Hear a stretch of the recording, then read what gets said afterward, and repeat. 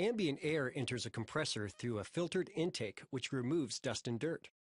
This filter should be replaced at timely intervals to ensure the compressor is protected from unwanted contaminants. Dirty or restricted filters cause pressure drops and reduced efficiency. Filtered air continues through sealed piping to an inlet valve that controls the volume of air reaching the air end and prevents oil from reversing towards filters after shutdown. Next, air enters the air end, which is a fixed displacement pump that uses two helical rotors to compress air. As the rotor screws turn, they form a partial vacuum which sucks air into the helical rotors. The amount of air that fills the air end is measured in cubic feet or meters per minute. As air travels along the helical rotor flutes, the space stored in the air gets progressively smaller.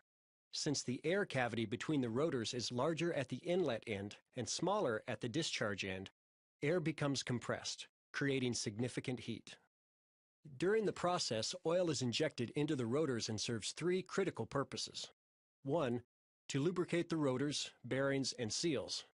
2. Seal the space between rotors to keep pressurized air from escaping back to the inlet. And 3. Remove heat from the system so the air end can run at optimal temperatures. Using oil to maintain proper temperatures maximizes efficiency of the compression cycle. The air, now mixed with oil, exits the air end through a discharge port and is piped to a separator tank. Here the separator will remove some of the oil from the air and let it accumulate in the pressurized tank. The tank acts as a reservoir as well as an oil service and fill point for maintenance. A sight gauge mounted on the tank's side allows an operator to quickly check the oil level. Next, hot oil flows from the bottom of the separator tank and through the oil temperature bypass valve. If the oil is too hot, it moves through a cooler to lower the temperature. The oil temperature bypass valve also acts as a mixing valve, taking hot oil from the separator tank and cooled oil from the cooler and mixing them into a perfect temperature for the air end. The oil is then filtered and returned to the air end, ready to do its job all over again. Back at the separator tank, the air is almost ready for use.